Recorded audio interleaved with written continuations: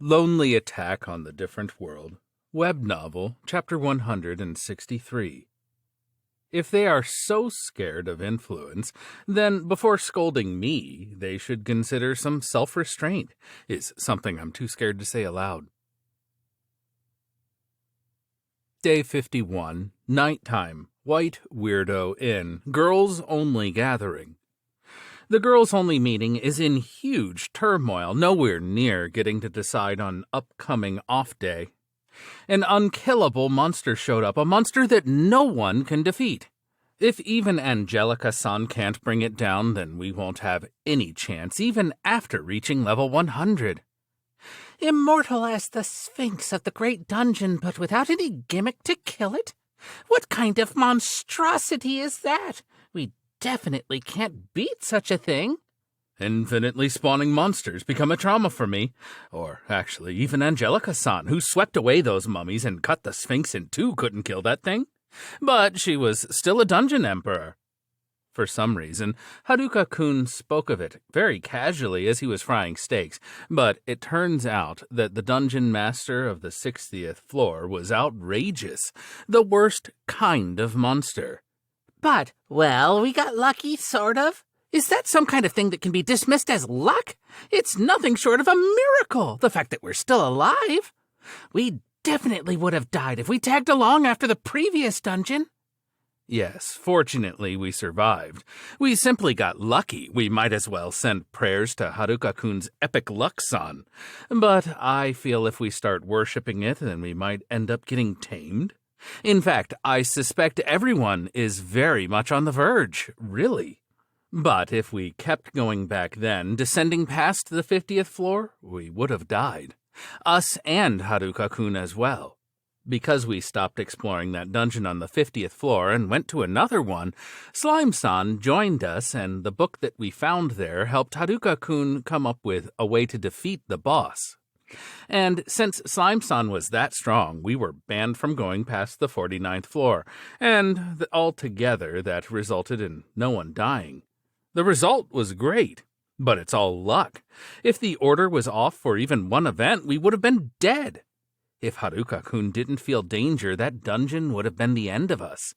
But even so, isn't it wrong to push all of the danger onto Haruka-kun? Indeed, none of us have reached level 100 yet, and even if we did, there are monsters out there that might be impossible to defeat even with level 100. To begin with, will level 100 even give us such tremendous power? But if we don't get stronger, Haruka-kun and his group will have to handle everything on their own. Besides, there is nothing we can do at the moment aside from raising our levels, but... Knock, knock. Looks like Angelica-san came. That's where the real girls-only talk begins, and I'd also like to get more details on the sand giant from her. After all, what Haruka-kun says doesn't make any sense. It kind of didn't die, so I tried to shake it. I mean, just vibrating won't cut it. I mean, like atom and molecules, that sort of stuff. I mean, it sort of died in somewhat like a particle acceleration way. Excessive radial motions are dangerous, you know. I mean, it literally died from that, is what he said. No one tried to seriously listen. Taking his words seriously will only leave one more confused. And we also wanted to hear more about the excessive radial motions that are being carried out every night. It is dangerous, after all, in more ways than one, for maidens. Ha! You got one! Angelica-san arrived wearing a jersey assigned by our school.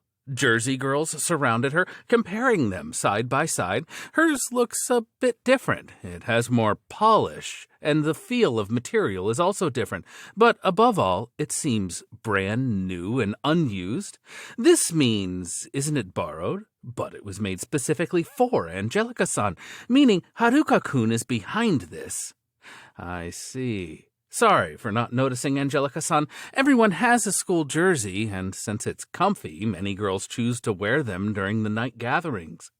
That must have appeared like matching outfits, so she felt lonely and envious, feeling left out, unable to truly join the group. That's why Haruka-kun had made it for her. He made it to tell her that she is also part of the group, that she is just like everyone else. Sorry for not noticing. And he seems to be making something again. In the first place, just when did he become able to make jerseys? It's a knitted fabric, so does it mean that he learned knitting? No, it must be those tentacles. No, evil hands. For some reason, Haruka-kun seems to have an incredible compatibility with tentacles. Just what is Haruka-kun trying to accomplish by mastering tentacles? Are those tights? Long socks? Short? What is it? What is it? A new product? What is he making? When will it become available for purchase? Hearing that he is making something again, everyone is beside themselves with curiosity. But all of the girls are bankrupt, so they have no money on them. The one to blame for that, of course, is that villainous merchant. Angelica-san explains through gestures. Long socks and short tights? Aren't Angelica-san's legs simply too long? Up to the thighs? Guilty! Those must be knee socks. Over-the-knee socks! He undoubtedly wanted to put them on Angelica-san, and undoubtedly wanted to do his best after that. Are those knee socks? I need those. I only had black. When is he going to start accepting orders? Additional orders for knee socks. Everyone seems fully intending to buy them, even though they have no money and are already knee-deep in debt. Lacework? Or rather, he is improving the fabric for jerseys. It's stretching. The jersey's material is stockinette, and he managed to develop even lacework. So if he arrived with thin fabric, does that mean he is making stockings? The single person with a very singular goal in his mind, the guilty among guilty, the culprit before the crime even took place. However, he was so embarrassed that he refused to take orders for underwear, and yet he is making knee socks? And there definitely will be orders for stockings, too? Isn't that kind of like strangling his neck with his own hands? Rather, at this rate, he might as well tear off his head altogether. And, leaving to get trial goods, Angelica-san is not coming back. Was she attacked when she tried them on? It seems very, very likely. But what does Haruka-kun actually want? To dress her or to undress her? In any case, they must be busy. Kya! Welcome back! As we thought, it's knee socks! Angelica-san came back with a mountain of knee socks. They are already in mass production, or rather, she changed her clothes. She is wearing a new mini-dress with... it's stockings, and they even have a pattern. They look so lovely. Yeah, additional order it is. There are lots of prototype knee socks and stockings, so everyone is trying them on. But in the meantime, Angelica-san gave something to Vice President A-san. A net-like something. Wait. It doesn't seem to have much elasticity, so I'll have to be very careful when I put them on. It's also multicolored. Since mana can be poured into them, they have to be tougher than they look. The size is just perfect as well. But doesn't this look sort of lewd? Yes, super lewd. Denim shorts are critical here. Wearing her favorite denim hot pants and fishnet stockings that reached up to the middle of her thighs, Vice President A-san is taking various poses, but she looks incredibly indecent. Like, she absolutely should not walk the streets looking like that at night. And why does the size match Vice President A-san so perfectly? Until some moments ago, the room was filled with the bare legs of high school girls. But for some reason, the lower the bare skin ratio gets, the weirder the mood is getting. The people with patterned stockings and fishnet stockings are especially to blame. Both of them look very lewd. Kya! The see-through stripes are so erotic. I want to eat you up. Lacework stockings look pretty good, gorgeous and overflow with class. They do look sort of lewd, though. First time trying knee socks is on another world. I was too embarrassed to buy them back in home, but in this world, there's no one who knows us, right? Despite being called prototypes, everything looks cute, pretty, and wonderful. They do feel a bit adult-like, but that's a good thing. There's no way we could have put on something like that in the previous world, but it doesn't matter if it's embarrassing or awkward. After all, there is no one whom we would be worried to be seen by, and there is no troublesome people who'd frown in disapproval. And everyone must have completely given up on nice clothes once, completely abandoning all hope of getting their hands on stylish items. No one even thought about fishnet stockings or knee socks. Even though everyone already went through all of the regrets of not buying this or that thing when they had time and giving up. Even though no one thought we'd have such a chance again. That's why there is such a furor right now. Appearance-wise, it's a completely lewd girls-only gathering with no guys at the scene. The girls are running amok. After all, everyone was sure there won't be a chance ever again to get stylish, adult, ladylike, sexy clothes. They're packed with admiration and memories of the world we will never see again. The memories that we were sure will remain just that, memories. Back then, I also thought of various stuff I'd like to try when I got older. And such lost dreams showed up in the room of the medieval-level inn, moreover, in the remote countryside region, and in the other world on top of that. So of course it will turn into an uproar. After all, we had already given up on all of that, sure that those memories are bound to simply fade away. Moreover, since Angelica-san is lending everyone her dresses and other adult-like clothes, the situation is getting even worse. It's a swarm of nudists constantly swapping dresses and stockings. This is a maiden's top secret. We will have to erase anyone who sees this secret. But what do we do with these?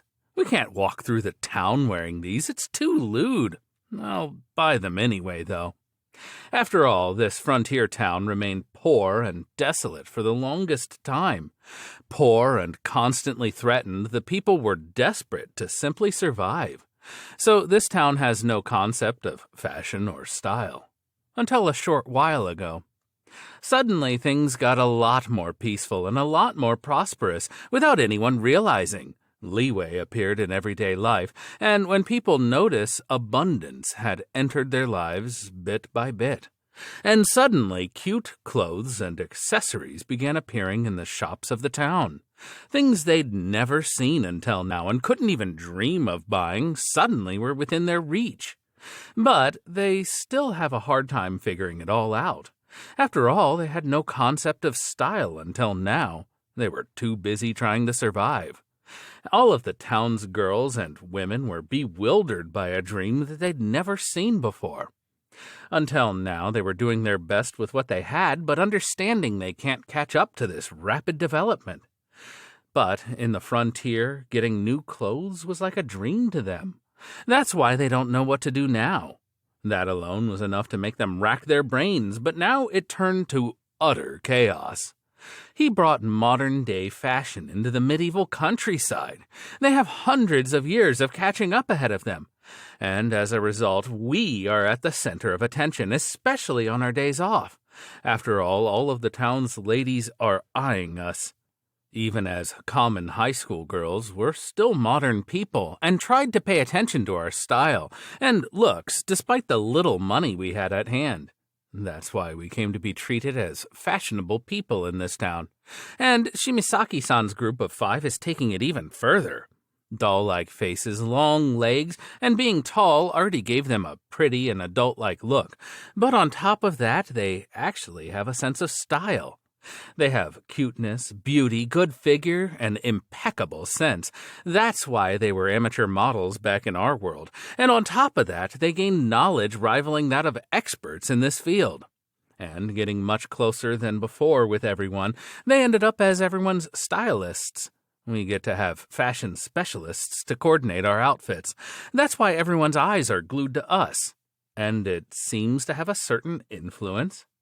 According to what I've heard from the receptionists at the guild, there is currently a trend of copying the outfits that we are wearing.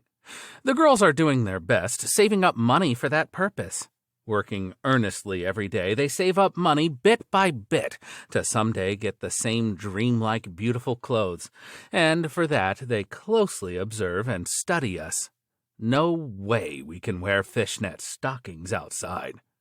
I thought Haruka-kun is destroying everything, but now, following molecular destruction, he is planning to destroy the morals of this world as well.